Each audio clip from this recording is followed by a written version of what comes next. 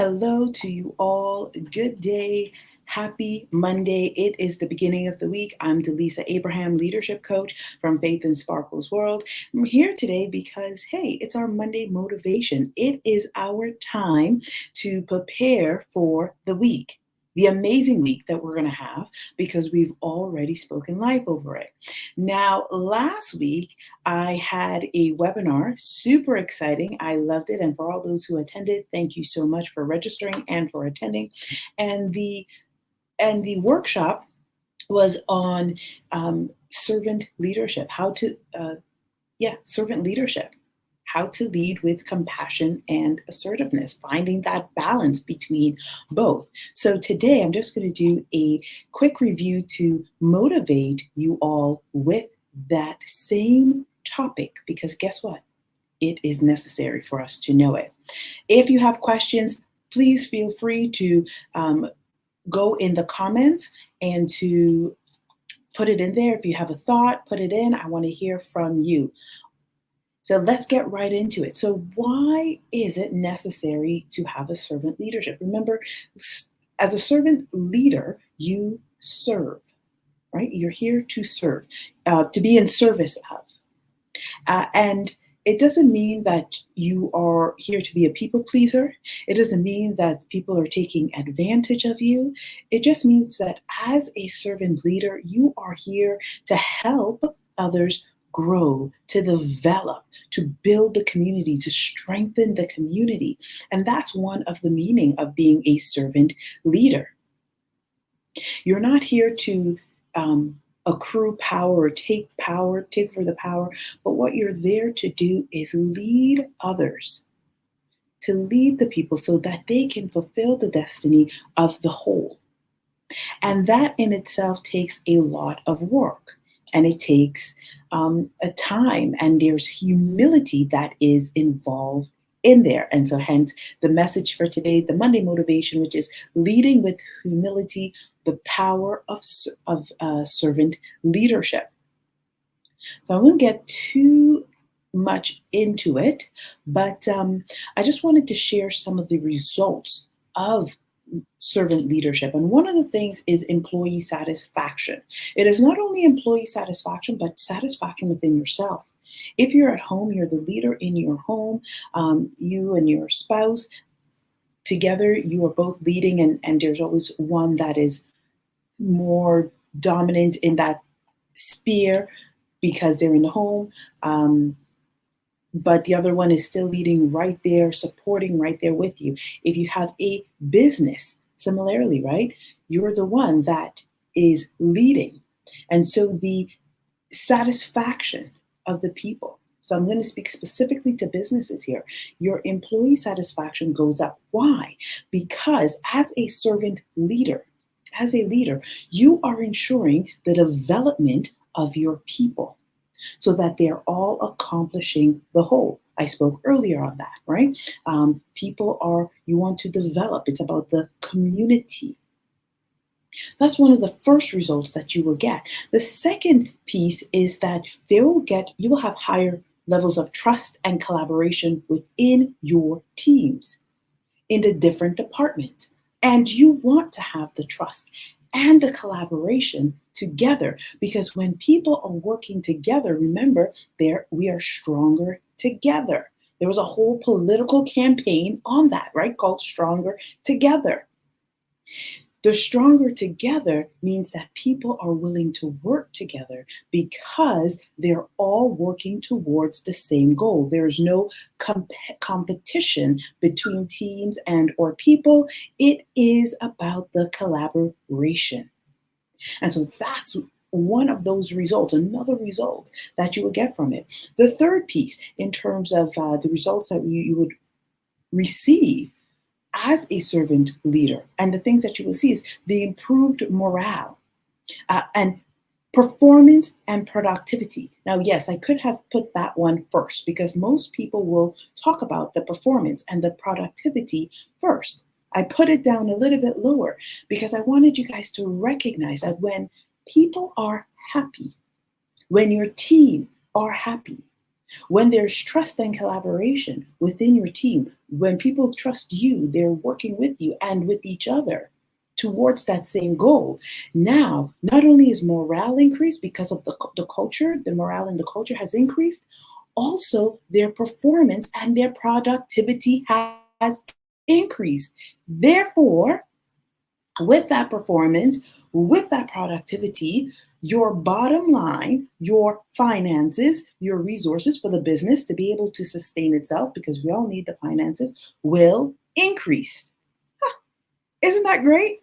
It's so wonderful, right? So now you have a business that can sustain itself financially and be able to support its growth, support your people, and to support you as well. So it's really incredible and to your service to incorporate servant leadership and become a servant leader, because everything increases, everything moves together.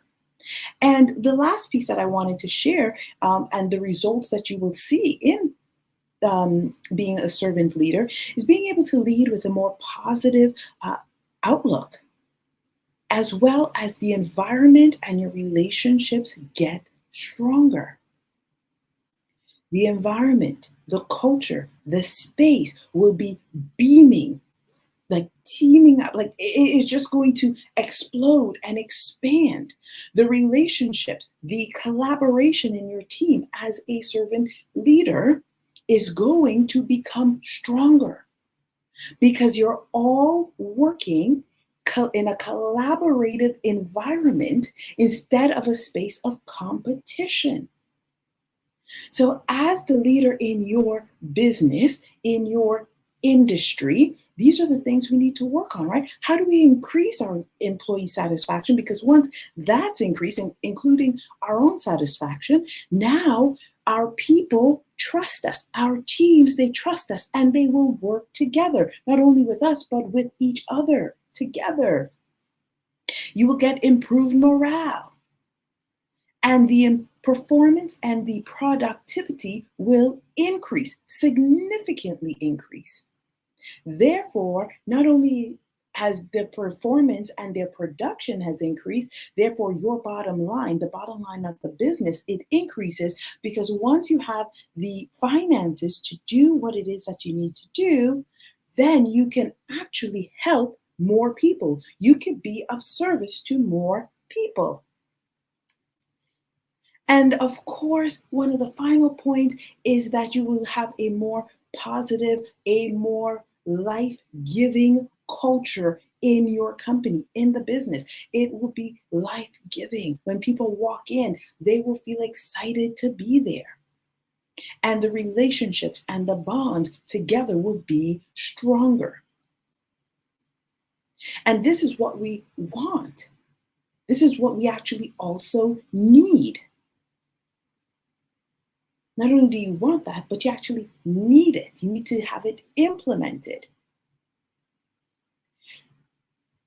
I hope that you are all getting along well with this and following along. If you have any questions, remember to put it in the comments. Put it in the comments, ask me the questions, and or share me a message privately if you want to ask those questions. Now, how do we find the right balance? How do you find the balance between your leadership and becoming a servant leader? Because remember, we're doing things more like in this heart-centered space. We're working and collaborating together. So how do you find that right balance between being assertive and leading, and being a servant leader and leading with humility? Well, one of the things, as I spoke about, or those 4 points that I mentioned of the results that you would receive as a servant leader, with all of those things, your people need to see strength as well. They need to see that the anointing on your life, that the gifting that you have, that your purpose to help others, that you are strong enough as well to be able to lead them, because they are able to follow. And these are little habits that we can do. It starts off with our mindset. What are we ingesting in our mind as well? It talks about our physicality, like actually doing the fitness work, making our bodies physically strong as well. That doesn't mean that you're going to look like a bodybuilder, no, but you need to have that strength. It's an internal strength as well. You want to strengthen your body so that you're walking upright. Your mental, your mind, your mental sense also needs to be strengthened. Your spiritual body also needs to be strengthened. And I shared a video today about the power of blessing your business, right? Doing that spiritual internal piece. People need to understand your people, they will follow you. They will lead you. They will go wherever you lead them. They will follow you. They will go where you go. They will follow what you do. They will say what you say. We see it time and time again. Look at any top person in your industry. That's what they do. They're leading a people. They're leading a generation of people to think a certain way, to be a certain way, to act a certain way, to emulate. Essentially, their people are emulating them.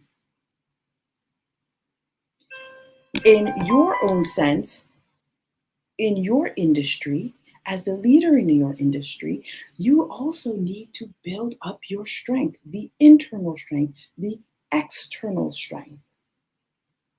And when you've built up that strength, then your people will have that level of confidence because now you're showing confidence. You're confident in your abilities. You're confident in where you're going. You know where you're going.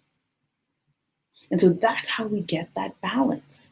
This is how we lead with humility. If you have any questions, I encourage you to put it in the comments, as I say. If you want to work with me, you like what I've just said, and you want to learn more, follow along on the various channels, YouTube, LinkedIn, Facebook, Instagram. And also, I'm going to be putting in the comments my book, my free ebook, Craft Your Leadership Voice. You need this book. This is a great resource to help you on your journey on leadership, to help you to understand as well as to apply it. Don't forget to like, share, subscribe, do all the things that you need to do. Follow along, and may you have a blessed week full of fruit. May you lead your team to greatness as well as yourself. Have a great day, everyone.